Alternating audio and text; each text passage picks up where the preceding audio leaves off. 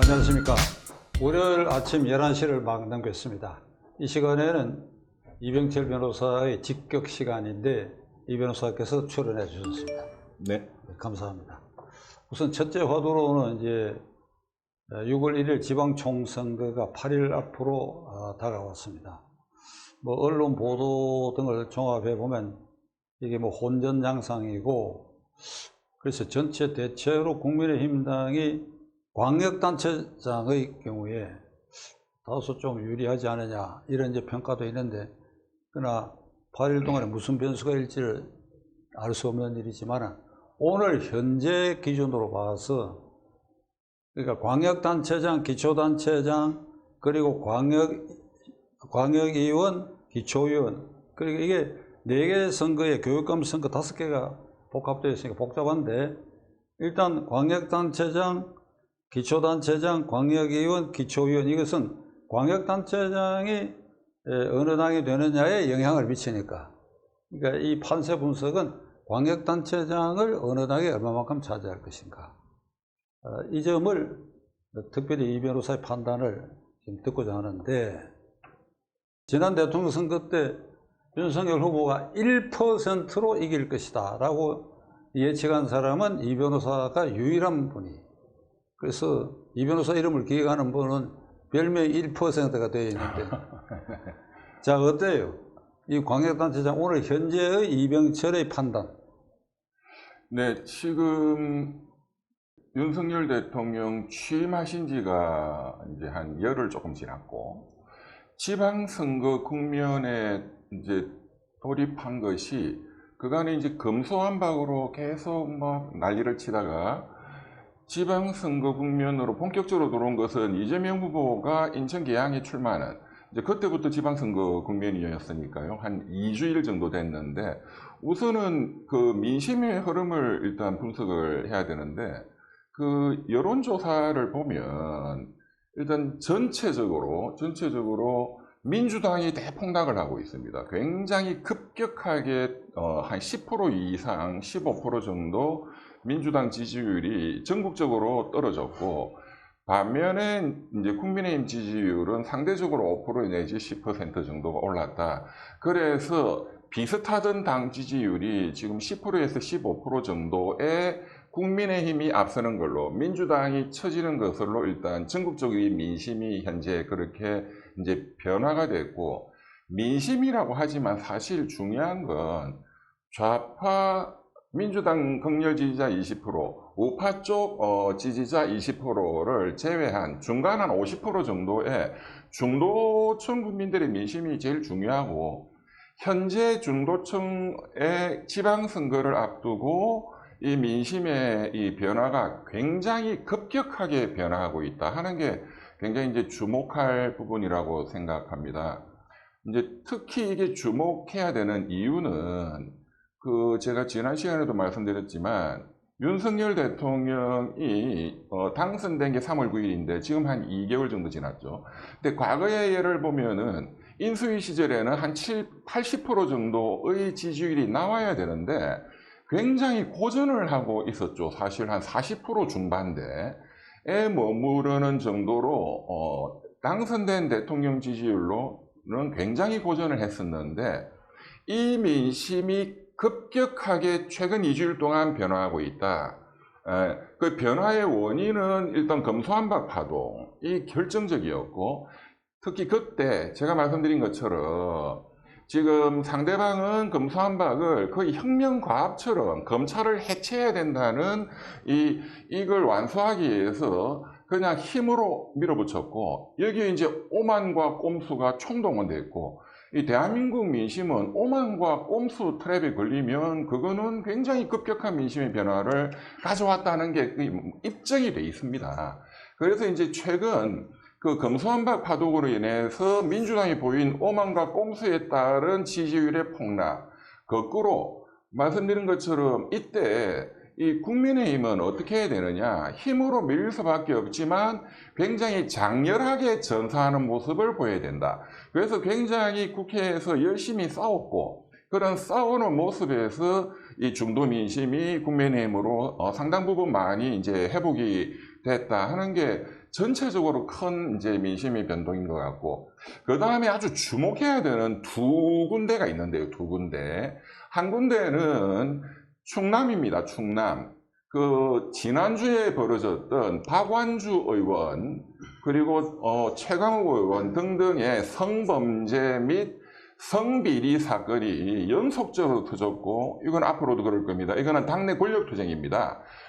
586과 전대협 세대가 기득권, 여기에 대해서 저항하는 40대 한총련 세력과의 권력투쟁인데, 이 성범죄, 성비위가 연속적으로 내부에서 터져 나옴으로써 이제는 오만과 꼼수에서 더 나아가서 혐오와 정말 꼴도 보기 싫다 하는 이 혐오 트랩에 걸렸다.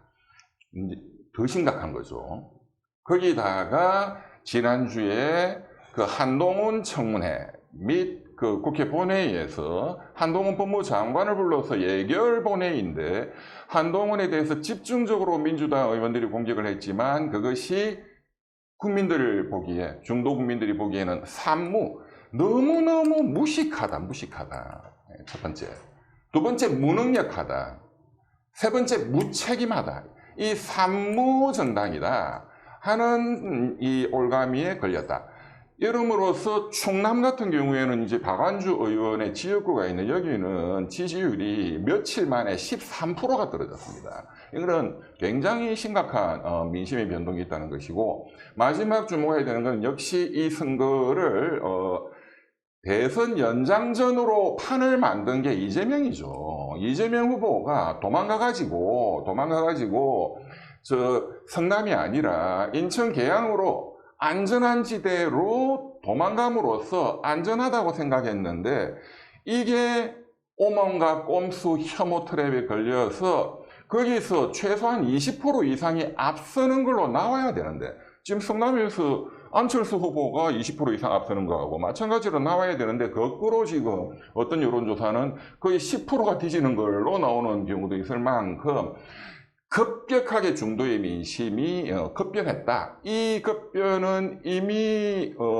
거의 굳어진 것으로 보이고, 이것은 지금 남아있는 한 일주일 동안, 다음 주 화요일이 선거니까요, 변하기가 굉장히 어려울 것이다. 그렇다면 결론적으로 호남을 제외한 나머지 광역지자체 17개인데는 최소한 10군데 이상은 그 국민의힘이 승리할 것이고, 그리고 지금 이 판이 지방선거판이 아니라 대선 연장전 판이기 때문에 광역지자체장의 선거와 그리고 기초지자체 그리고 지방의회 그리고 교육감까지 이게 동조화 현상으로 민심이 이동하고 있고, 결과도 거의 동조화로 나올 것이다. 그래서 제 생각에는 17군데 광역지자체 최소 10군데, 나아가서 3군데를, 호남 3군데를 제외한 잘하면 한 12곳 정도 이상 승리할 것이다, 이렇게 봅니다.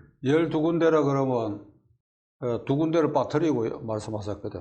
예, 17개 가운데 3군데는 전라남북도고, 세종시를 포함해서 나오면 13군데 중에 2군데를 빠뜨리고, 어디가 우리가 지금 이제 패배할 수도 있다. 국민의힘으로서는 최위험 지역이 어디예요? 그렇습니다.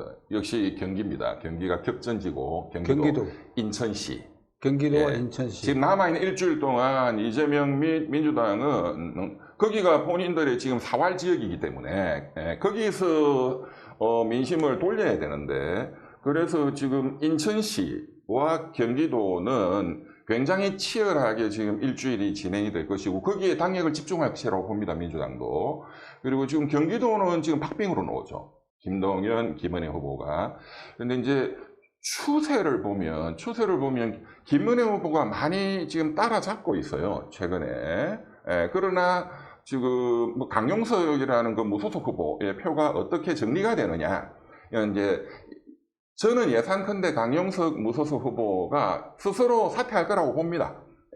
그리고 이 표가 김은혜 후보 쪽으로 사퇴를 하면은 거의 대부분 지금 한 5, 6% 나오는 것 중에 한 4% 이상이 김은혜 후보 쪽으로 결국은 합쳐질 것이고, 만약에 사퇴 안 하는 상황이 생기더라도 그 표의 상당 부분은 3% 정도는 자연스럽게 김은혜 후보로 모일 것이라고 보는데, 그렇다 하더라도 경기도는 상당히 박빙이다 이렇게 보이고, 가장 그러니까 국민의힘 쪽에서 신경 써야 되는 것은 경기도다.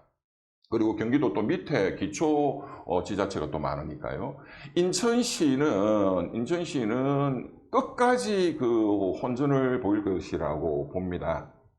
그 두 군데에 거꾸로 국민의힘도 당력을 집중함으로써 이 효과가 또 충청도 쪽으로 또 연결이 될 거니까요. 강원도는 좀 안전하다고 보입니다, 현재. 그리고 뭐 경상도는 뭐 거의 뭐 안전한 지역이고, 그렇게 보입니다. 그 충청남북도 하고 세종. 어떻게 보세요? 충청남북.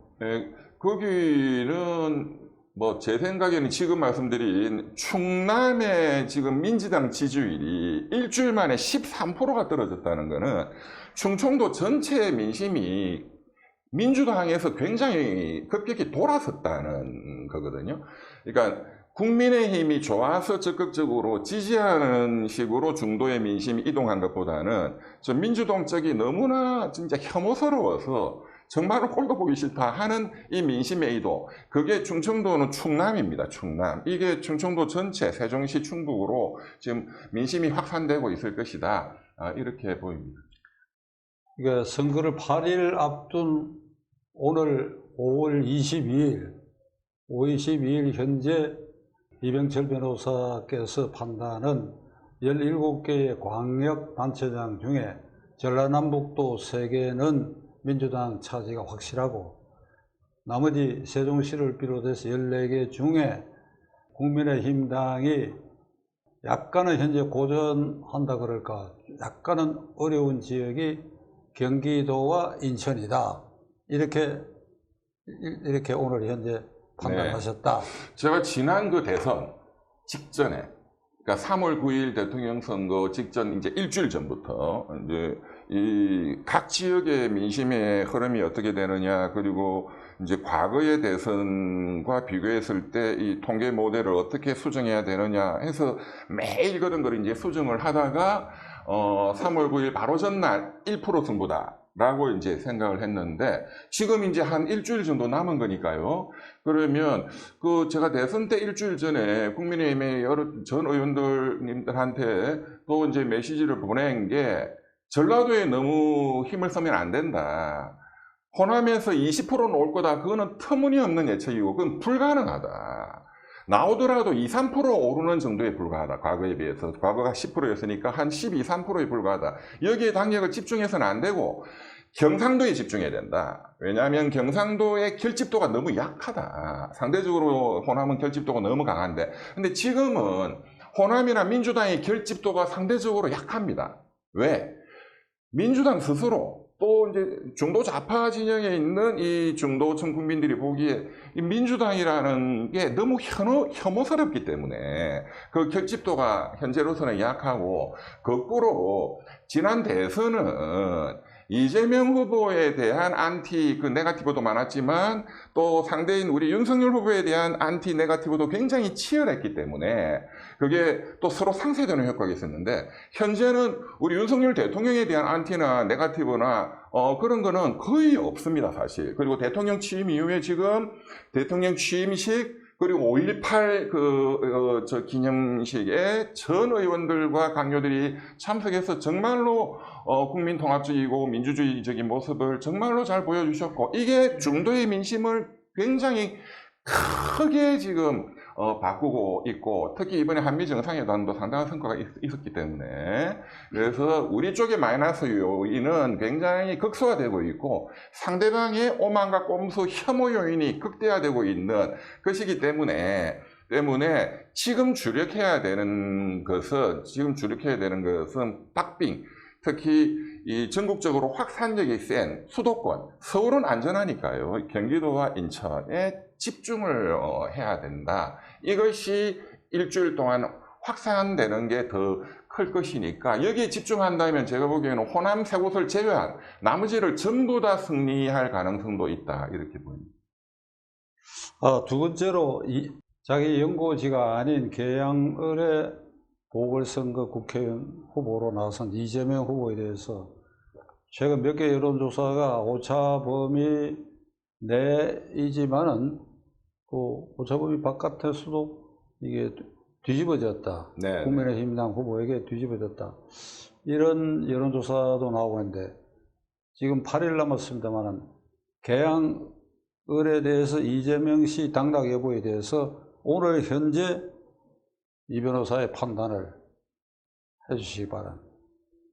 오늘 현재 제가 그 계양구 국회의원 보궐선거에 정확하게 뭐 몇 프로다 몇 프로다 뭐 제가 예측한다는 것 자체가 어리석은 얘기겠지만 역시 추세적으로 보면 굉장히 놀라운 지금 민심의 변화가 지금 2주일 전에 이재명 후보가 그쪽으로 도망가 가지고 처음 바로 여론조사 결과가 그때 나왔을 때 10% 이상 앞서는 걸로 나왔습니다.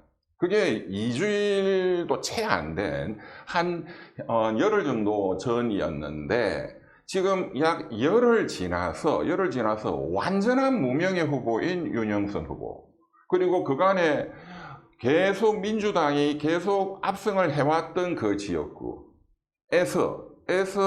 지금 거의 오차범위 내로 붙은 여론조사가 두 번, 그리고 오히려 또 윤영선이라는 전혀 무명의, 저도 이름이 입에 익지 않는 그 무명의 후보가 한 3, 4% 앞서는 게 한 번, 이게 이제 어제 그제 지금 한 2, 3일 이내의 여론조사고, 그게 동시에 이렇게 나오는 것은 그 계양구에 있는 중도 50%의 민심이 급격히 이동을 하고 있다는 건데, 이거는 거의 지금 여론조사를 보면 지금 내일 모레 여론조사도 계속 아마 나올 것이고 당에서는 매일 여론조사를 아마 할 겁니다. 이거는 추세적으로 무명 후보로 이동하고 있다는 겁니다. 그리고 또 이제 한 가지를 보면 이재명 후보의 그 선거 전략이 과연 합리적인가? 굉장히 당황하고 있고 굉장히 비합리적인 선거 전략을 취하고 있다. 또 거꾸로 국민의힘은 굉장히 영리한 선거 전략을 취하고 있다. 그게 뭐냐? 말씀드린 것처럼 혐오 프레임입니다. 혐오. 지금 이재명 후보는 3월 9일 대선 때까지 지속적으로 그분에게 부여됐던 수많은 혐오 사건들, 뭐 형수욕설부터 수많은 지금 수사 대상이고, 이 혐오 프레임에서 벗어나오고 있지 못한데 오히려 본인이 혐오를 증폭시키고 있습니다. 며칠 전에 언론에 보도된 내용대로 지나가는 차량으로 지나가는 시민이 그 지역구 시민이 그 유세로 차량이 빨리 못 나가니까 차량 나갈 수 있도록 해달라라고 한 말을 가지고 대선 후보를 한 사람이고 그 지역구 보궐선거에 지금 출마해서 지금 열흘 후에 심판받아야 되는 사람이 쫓아가서 창문을 두드리면서 당신 그런 식으로 하면 그 범죄다. 이게 제가 그 이재명 비리특위 부위원장 하면서 이재명에 대해서 부여한 그 네이밍이 이 사람은 그냥 주사파가 아니라 조폭 주사파다. 조폭 주사파. 본인도 조폭스럽지만 조폭인 그 조카 살인 사건 때문에 제가 이재명 상대로 무료로 소송도 하고 있지만 또 조직적으로 경기동부연합은 성남국제마피아파와 조직적으로 결부되어 있는 겁니다. 제가 그거는 뭐 연구를 너무너무 많이 했기 때문에 그 조폭들 이름을 다 외웁니다. 제가 그 조폭들한테 조심해야 된다는 협박도 수도 없이 많이 당했고 눈 하나 깜짝 안 합니다. 그런데 본인 스스로가 거의 조폭스러운 행태를 보여왔는데 이번에 선거운동 때 어떻게 선거운동하는 출마자가 그리고 대권 후보까지 하신 분이 그 시민에게 그렇게 협박을 할 수 있냔 말이죠. 그런 것을 국민의힘이 굉장히 영리하게 굉장히 중도 민심에 파고들면서 이 부분을 예리하게 지금 타격을 하고 있다.